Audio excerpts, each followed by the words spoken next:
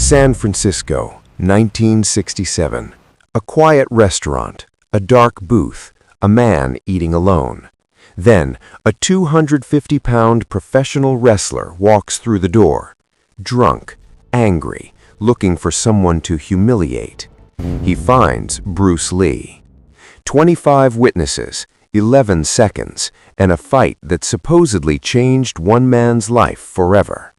Millions of people have watched this story. Millions believed every word. It never happened. Not one verified witness, not one newspaper report, not one name that actually checks out in any record anywhere. And today, I'm going to prove it, piece by piece, detail by detail. I'm the forgotten path, and the myth ends here. Let's start with exactly what the viral video claims. November 8, 1967, Thursday night, 9:47 p.m. Bruce Lee walks into the Golden Dragon restaurant in San Francisco's Chinatown. Booth 7. He orders chow mein.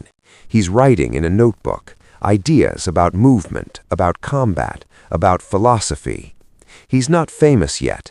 The Green Hornet was just canceled.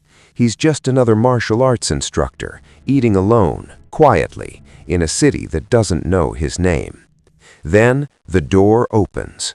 Raymond the Boulder Sullivan, 6'4", 250 pounds, professional wrestler, 9 years on the California circuit, former football player, amateur boxer, and tonight, drunk on whiskey, looking for someone to make feel small.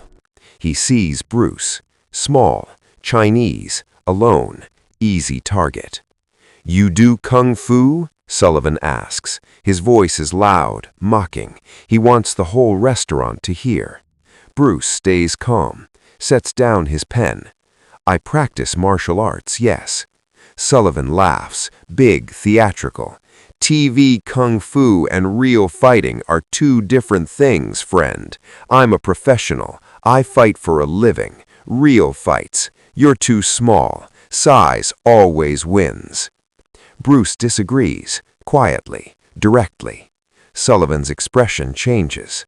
The restaurant's owner steps forward, but Bruce speaks to him in Cantonese, asks for space to demonstrate something. They move to the back.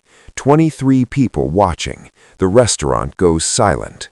Sullivan charges, tries to grab Bruce, but Bruce isn't there. He's moved, subtle, economical, like water flowing around a stone. Sullivan tries again, lunges. This time, Bruce moves inside his reach, touches his wrist, his elbow, and suddenly 250 pounds of professional wrestler is spinning, off balance, confused, his own momentum working against him. The third time, Sullivan charges with everything he has.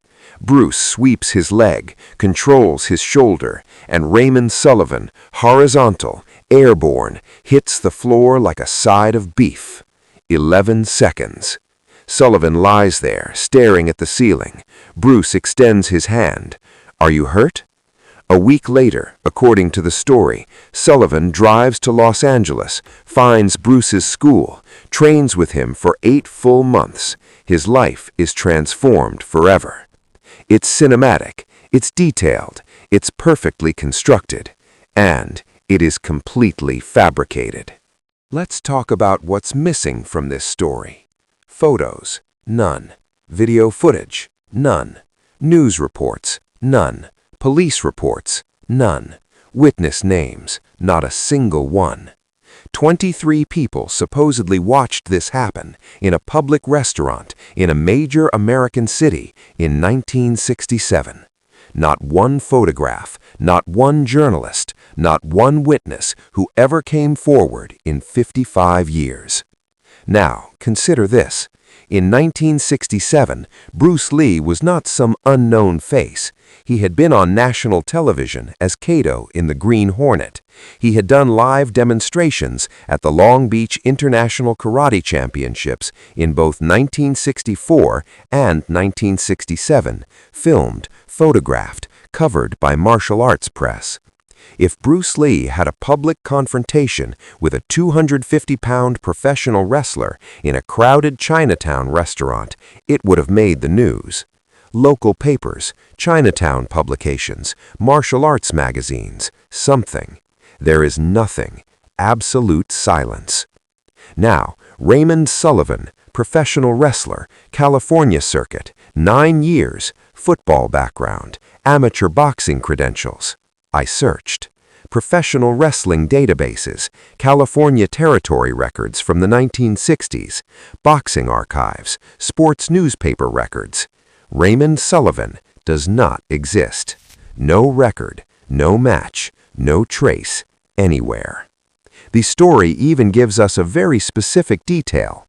Sullivan trained at Bruce Lee's Jun Fan Kung Fu Institute in Chinatown, Los Angeles, from November 1967 through July 1968. Bruce Lee's student records from that period are documented carefully by Linda Lee Cadwell, by Dan Inosanto, by historians Matthew Polly and Bruce Thomas, who, between them, spent years interviewing everyone connected to Bruce Lee's schools. Raymond Sullivan's name? Nowhere. But here is the single detail that exposes this entire story as fiction. The viral video claims this happened at the Golden Dragon restaurant in San Francisco's Chinatown. Booth 7 still has a brass plaque reading, "Bruce Lee sat here, November 8, 1967. I checked the Golden Dragon restaurant. It is a real place. It exists on Washington Street in San Francisco's Chinatown. It opened in 1968. The fight supposedly happened in November 1967, a full year before the restaurant existed. The person who wrote this story picked a famous Chinatown restaurant name, one most people recognize, and built their fictional story around it. They never checked the history. They never researched the location. They just needed something that sounded authentic. This story is not in any Bruce Lee biography. Not in Matthew Polly's Bruce Lee: A Life, the most thoroughly researched biography ever written. Not in Linda Lee Cadwell's memoir. Not in Bruce Thomas's work. Not in any documentary. Not in any academic martial arts record. It lives on YouTube, in IA-narrated videos with dramatic music and old stock photos, in Reddit threads and Quora posts. Historians have a word for this kind of story: apocryphal, a legend that sounds true, that spreads because it's inspiring, that carries enough specific detail to feel real, but has no factual foundation whatsoever. Now, let's talk about what's theoretically possible, because this is where it gets genuinely interesting. Could Bruce Lee, 135 pounds, actually defeat a 250-pound trained professional wrestler? In theory, under the right conditions, yes. And here's why: because the physics are real, even if this story isn't. Bruce Lee's martial philosophy, what would become Jeet Kune Do, was built on several core biomechanical principles. Economy of motion, no wasted movement, every action direct, efficient, purposeful, nothing extra. Interception, don't wait for an attack to arrive, hit the opponent while they're committing to their move, when they're extended, exposed, and most vulnerable.